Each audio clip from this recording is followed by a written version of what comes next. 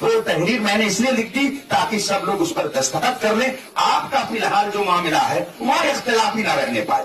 آپ آپس میں لڑیں گے ہم کو تکلیف ہوگی. ہم نے تو یہ سنا تھا کہ دونوں گروپ کے لوگ سنی ہیں اور اس قدر آپ دلوں میں بٹے ہوئے ہیں, یہ ہمارے لیے بہت تکلیف کی بات ہے.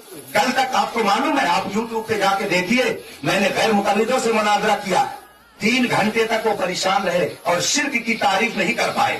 ہم تو اہل سنت کے عقیدے کی حفاظت کے لیے دوڑتے ہیں. اب کوئی ہم کو کہتا ہے کہ یہ فتنہ کرتے ہیں, یہ کرتے وہ کرتے, ہماری ذاتیات پر جو کچھ کہا گیا ہم سب اس کو معاف کرتے ہیں. الحمدللہ ہم کسی بھی جماعت کو جو اپنے لوگ ہیں جیسے دعوت اسلامی ہو یا سنی داخل اسلام, اختلاف ہے بہت ساری چیزوں میں. میں نے الحمدللہ کوئی قیامت تک نہیں ثابت کر سکتا کہ میں نے کسی کو کافر کہا ہو. الحمدللہ میں اس قدر اپنے آپ کو محتاط رکھتا ہوں. حضور تاج الشریعہ کیا فرماتے جانتے ہیں کہ ہم ان تنظیموں کو بعض اختلافات کی بنیاد پر مسلک اعلیٰ حضرت کا مبلغ اور نمائندہ نہیں مانتے. نمائندہ ہونا الگ چیز ہے اور کسی کو کافر کہنا الگ چیز ہے, دونوں میں فرق ہوتا ہے. ظاہر سی بات ہے کہ ہم آپ کو نمائندہ اپنا نہیں مانتے ہیں, یہ ایک الگ بات ہوئی, لیکن آپ کو مسلمان ہی نہیں مانتے ہیں, یہ ایک الگ بات ہوئی. لیکن ابھی اسی اسٹیج پر یہ ساری باتیں کہہ کر کے اور ہم کو مورد الزام ٹھہرایا گیا کہ فلاں کو کافر کہا, فلاں کو کافر کہا. فتنہ, اللہ ہم سب کی ایسے فتنوں سے حفاظت فرمائے.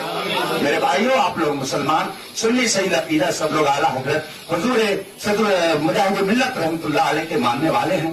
میں نے ٹھیک ہے انہوں نے ڈال دیا ہے اکابر علماء پر تاکہ آپ لوگ آپس میں نہ لڑیں. اور ظاہر سی بات ہے کہ ان کی طرف جو باتیں منسوخ ہیں جب وہ قابل اعتراض ہیں تو اب ایسی صورت میں ان سے جڑے رہنے والے لوگ بھی اعتراض کے بھنور میں رہیں گے. حالانکہ آپ کو نہیں ہونا چاہیے, آپ سب تو ہمارے ہیں. ایسا کیسے ہو سکتا ہے کہ ہم آپ کو الگ سمجھیں؟ کوئی سنی رہنما اپنی قوم کے لیے کبھی نہیں چاہتا کہ وہ اختلاف میں پڑے. اب اگر کوئی یہ کہے آپ میں سے کہ یہ مفتی صاحب آ کر کے اختلاف کر کے گئے, بتائیے یہ بات جھوٹی ہوگی کہ نہیں؟ ہم کو تو معلوم بھی نہیں تھا کہ آپ کا علاقہ کدھر ہے. ہم کو تو معلوم بھی نہیں تھا کہ کون مولانا عبدالستار صاحب ہے, کون حافظ الرحمان صاحب ہے. آپ نے ہم کو بلایا, ہم آپ کے مہمان. اب آپ ہماری عزت کریں یا ہماری بے عزتی کریں گے آپ کے اختیار میں, میں کچھ نہیں بولوں گا, اس لیے کہ ایسے حالات آتے ہی رہتے ہیں. لیکن کل تک ہماری ساری انرجی غیروں پہ خرچ ہوتی تھی. ہم نے وہابی, دیوبندی, نجدی, بلکہ شیعہ کے نوجوان لڑکوں سے بحث و مباحثہ کر کے ان کے عقیدے کی اصلاح کی کوشش کی ہے. اور آج معاملہ کچھ اور ہے. تو بات یہ ہے کہ دین میں جب بھی کہیں سے فتنہ اور بگاڑ پیدا ہوگا تو علماء کی یہ ذمہ